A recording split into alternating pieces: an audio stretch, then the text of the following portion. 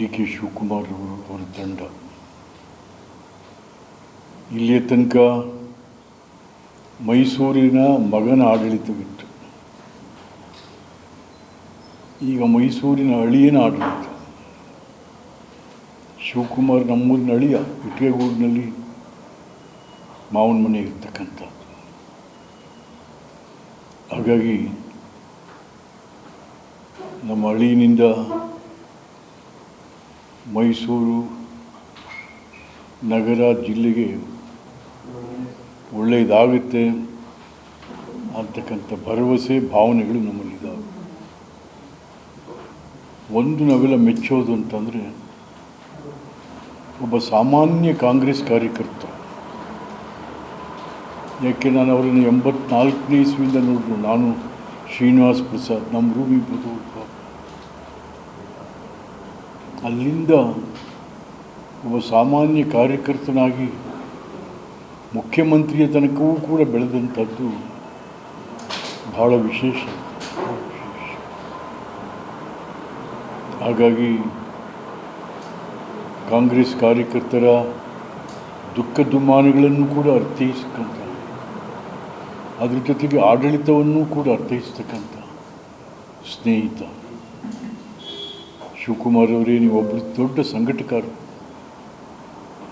ಸಂಘಟನೆ ಮಾಡಿ ಆಗಿದೆ. ಆದರೆ ಇವತ್ತು ನೀವು ಆಡಳಿತ ಮಾಡಬೇಕು, ಭಾಳ ಮುಖ್ಯ.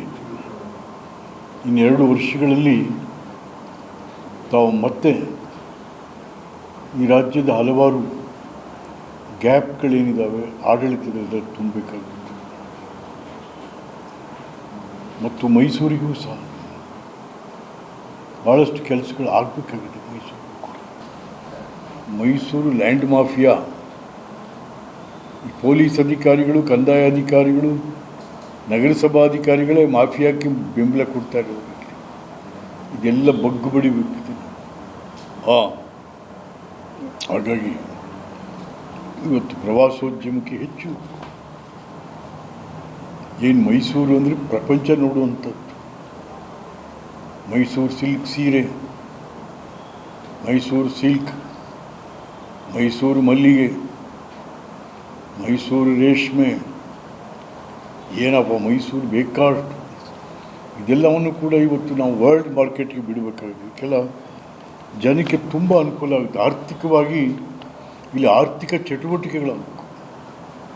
ಕಡಲೆಕಾಯಿ ಮಾರವನಿಂದ ಹಿಡಿದು ಆಗ್ತಿದೆ.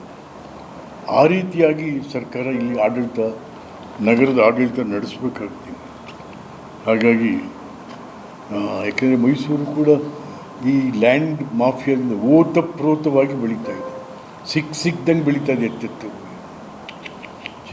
ಚೇ ಅದೆಲ್ಲವನ್ನು ತಾವು ಒಂಥರ ಮೈಸೂರಂದ್ರೆ ಹೆಂಗಾಗಿದೆ ಅಂದರೆ, ಮೈಸೂರು ಮಗನೇ ಮುಖ್ಯಮಂತ್ರಿ ಆಗಿದ್ದರು, ಮೈಸೂರು ಒಂಥರ ಆಡಳಿತದಲ್ಲಿ ದಾರಿ ತಪ್ಪಿದ ಮಗ ಆಗೋಗಿದೆ.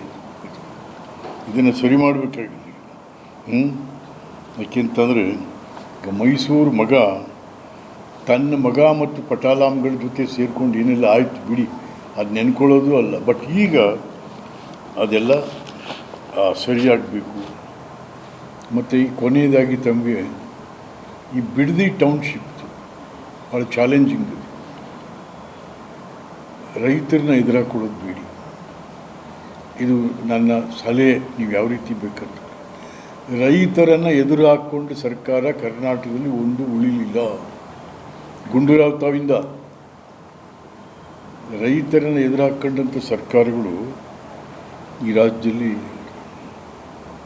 ಹಾಗಾಗಿ ಅದು ತಮಗೆ ಬಿಟ್ಟಂಥ ವಿಚಾರ.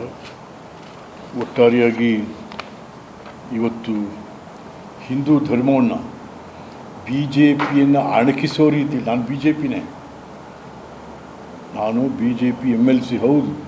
ಆದರೆ BJPಯವರು ಹಿಂದೂ ಅದಕ್ಕಿಂತ ಮೀರಿ ತಾವು ಹಿಂದೂ ಬಗ್ಗೆ ಭಾಳಷ್ಟು ಗೌರವ. ನನಗೆ ಸಂಪೂರ್ಣ ಇಡೀ ದಿನ ನಿಮ್ಮ ನಡವಳಿಕೆ ತುಂಬ ಮೆಚ್ಚುವಂಥದ್ದು. ಹಾಗಾಗಿ ಒಳ್ಳೆಯದಾಗಲಿ.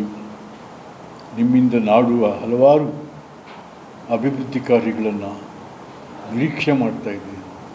ನಿರೀಕ್ಷೆ ಹುಸಿಯಾಗದಿರಲಿ. ಅವರೆಲ್ಲ ಭಾವನೆಗಳನ್ನು ಅರಿತು ನೀವು ಒಂದು ಒಳ್ಳೆಯ ಆಡಳಿತ ಕೊಡ್ತೀರಾ ಅಂತಕ್ಕಂಥ ಭಾವನೆ, ನಂಬಿಕೆ ಈ ನಾಡಿನ ಜನರಿಗಿದೆ. ಅದನ್ನು ಉಳಿಸ್ಕೊಂಡು ಹೋಗಿ ಅಂತಂತೇಳಿ ತಮ್ಮಲ್ಲಿ ವಿನಂತಿ ಮಾಡ್ತೀನಿ.